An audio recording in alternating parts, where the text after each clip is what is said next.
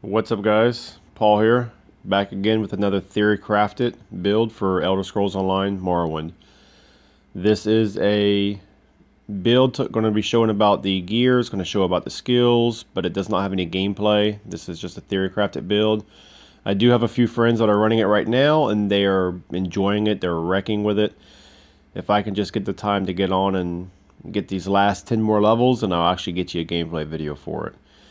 But let's go ahead and get this information out there. It's too good to pass up. This set is underlooked, underappreciated.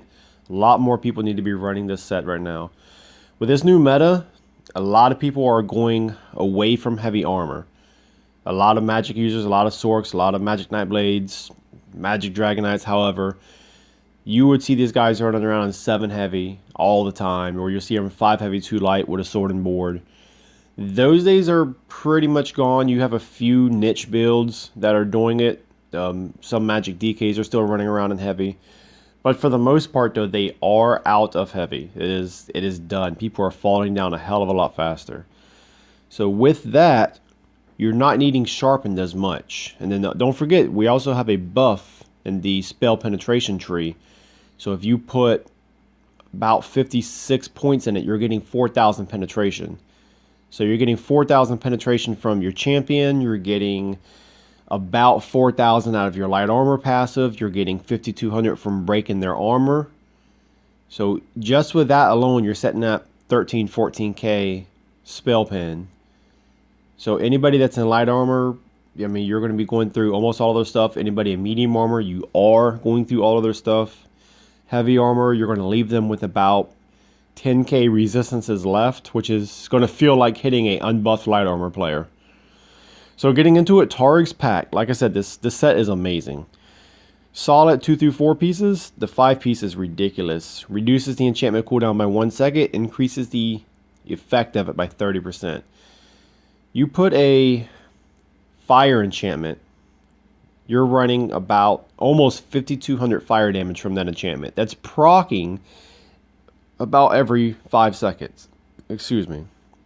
So that's a lot of damage. That's a proc set in my opinion. I mean, look at it like that. I mean, it's 10,000 damage every 10 seconds. That's a lot of damage coming off of this set. So obviously we're going to be running infused weapons. This build is going to run a double destro. Don't worry though, we are going to get more into details of this stuff later. We're going to be running a double destro, fire staff on the front bar and a shock staff on the back bar. We're going to run infused on the front and defending on the back. You could run double infused, but I kind of prefer the extra defense when you're switching over to your back bar for your buffs and your heals and whatnot. But if you want to run a double infused, because we are going to be running a fire enchantment on the front bar and spell power increase on the back bar. So if you do want that extra buff to it, feel free to definitely put infused instead of defending. The next set we're going to be using is Necropotence.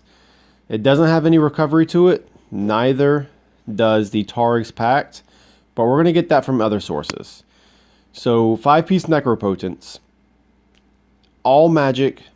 Don't worry about your spell power, because it's about 900-ish spell power for 1,000 magicka is about what you're getting. So with this, we're setting at almost 7,000 max magicka. So we're going to be getting about 650-ish spell power is what this is going to feel like for you. So it's still going to hit like a truck, even though that your spell power is going to look relatively low. It's still going to hit like a truck. We're going to use 1-piece Chokethorn. We are not running a full monster set on this just because it's not needed. The magicka recovery that you're going to get from here. And you're also going to run the Archernach Mundus Stone for magicka recovery also. The food you're going to be using is the Witch Mothers. So it's going to give you plenty on that. If you feel that you can heavy attack in between stuff every maybe 8 to 10 seconds, instead of running Witch Mothers, run Tri-Stat.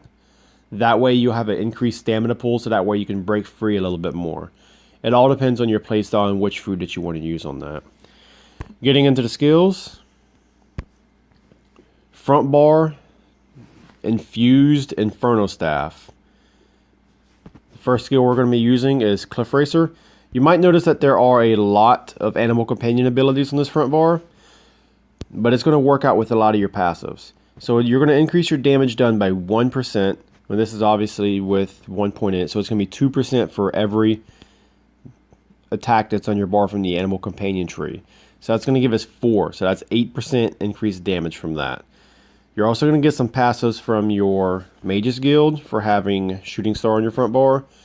That's going to give you increased magicka. It's going to give you increased magicka recovery. So Cliff Racer. Don't forget these damages are considered a character with 0 magic, 0 spell power. So don't be scared because it says 843.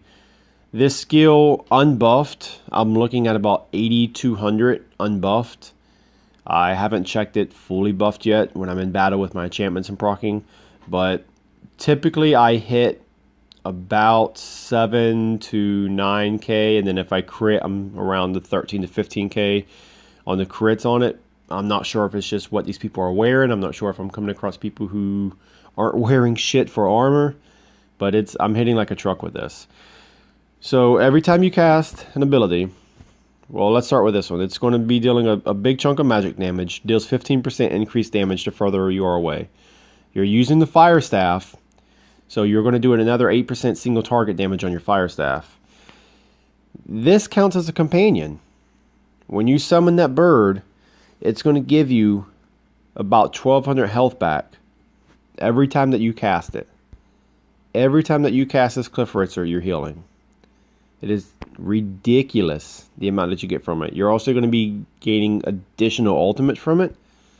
And then you're also going to be getting your more magic recovery, which is why we're going to have the Mundus Stone and the One Piece Choke Thorn also, because we're going to get some pretty good bonuses from this. The next skill we're using is the Fetcher Infestation, or Infection, excuse me. I don't double cast it, but you can. If you feel that you want the extra pressure on the enemy, because if they notice a dot on them, they're going to take away from focusing on you and start trying to clear out that dot.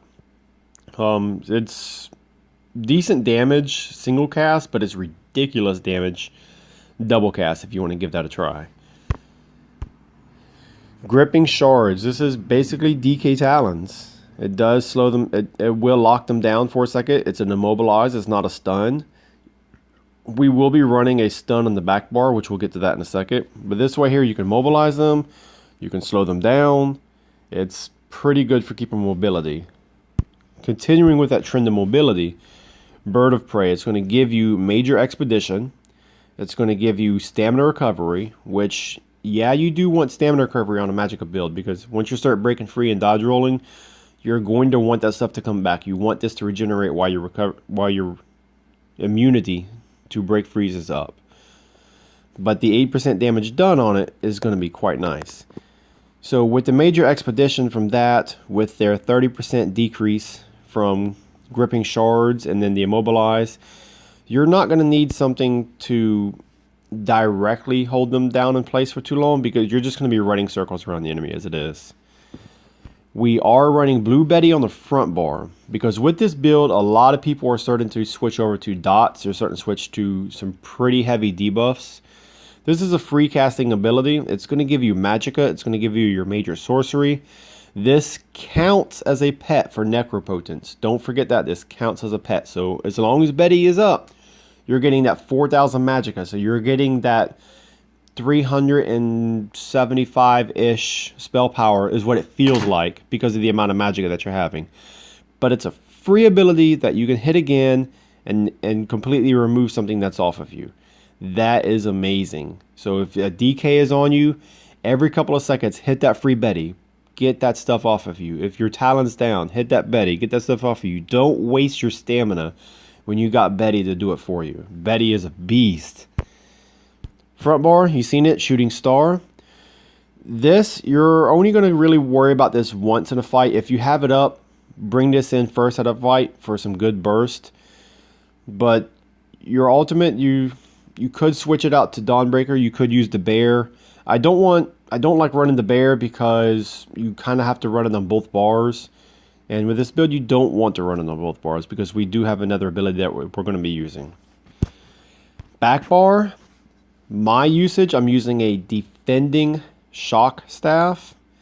You could use an infused if you want the increased spell power. But I like defending just for the purpose of it's going to give me a larger defense pool when I'm back here trying to heal, back here trying to buff. So I'll start halfway in between this. The reason why you're using a shock staff is because of destructive reach. Your shock touch stuns the enemy. So on our front bar, we're going to be using gripping shards to immobilize them. And then when their immobilization immunity is over, we're going to switch back over to our back bar and hit them with the destructive reach. So this way right here, we can always stop/slow them and use our major expedition to just move out of the way pretty quickly. So we're keeping constant distance. You can kite somebody ridiculously with this build. The main heal that you're using is Enchanted Growth. It heals pretty good. It's healing for about 9 to 10k depending on where your buffs are. But it's also going to give you magicka and stamina recovery also. We're going to be using Elemental Drain. So this is touching back into where the rest of your resources are coming from, since you're only running 2 pieces of magical recovery. Because on your jewelry, you're going to run full spell damage enchantments. So this is going to break the enemy's armor for you, let you deal more damage, and then as long as you're attacking them, you're getting 300 magic every second. So that's equivalent to 600 magical recovery. So it is not needed to put any recovery or any cost reduction on your jewelry whatsoever with this. This lasts for 24 seconds. Ice Fortress, you just can't get enough of this. There's no need to explain why you want to take this over the other one. So minor protection, 8% reduced damage, amazing. Lotus Blossom, make sure you keep this up. It's a 20-second buff. It's mandatory you keep this up because on your front bar, you don't have any heals on your front bar. So with this, you're going to be a light attack canceling your Cliff Racer, but every time you cast your Cliff Racer, you're getting 1200 health. Every time you light attack, you're getting 1300 health. If you ever have to heavy, you're getting almost 4k. So just from that alone, you're getting 2500 health a second. Just from light attack canceling your abilities. Amazing. The ultimate that we're using back here is Healing Thicket. It's 75 ultimate. This is one of the damn near most overpowered ultimates in the game. 75 ultimate. Heals you like a truck. And then after it's done healing you for the 6 seconds, it'll continue to heal you for another 4. So once you cast this, you're getting 10 seconds of good healing. By the time you get hit a few times, you light attack a few times, you're almost back up to casting this ultimate again. So yes, we only have one healing cast ability, but between your Lotus Blossom and the passive that you're having in the Animal Companions, your bond with nature, you're getting a lot of just default healing alone. But this ultimate back here really puts the icing on the cake. You're going to be extremely hard to take down with this as long as you can keep your heals rolling. If you feel that you're getting burst too quickly, run the 5 light too heavy. You would want to run heavy on your head and chest so that way you can get the most benefit out of it. But if you're able to keep that distance, if you got a group in front of you, such as Battlegrounds, which is where a lot of the people are experiencing some good results out of this, they're letting the group run in and they're just doing heavy damage, not being touched, doing heavy damage to people from the back of the group, just because that range really does help you out a lot. Alright guys, thanks again. If you have any comments, I would really appreciate that. As far as what I can do to improve the quality of my videos, what you would like to see. I am new to making these type of videos, and I enjoy coming up with something that's different, something that's against the grain of the meta. You know, some of these things will include what is standard, but a lot of them I'm trying to deviate from because everybody runs the same thing. They're running damage set, proc set. Everybody's running the same thing. And there's so many different options out there, so many great builds that you can do that can counter these sets. It's just nobody is attempting to use them. So it's share your ideas. That's what I'm doing. I'm sharing my ideas. I want to diversify this game. So once again, sorry about rambling on, but like I said, if you got something for me, let me know. I would really love to continue to do this. I would love to come up with some better ideas and improve my format on it. Thanks, guys. Have a great day.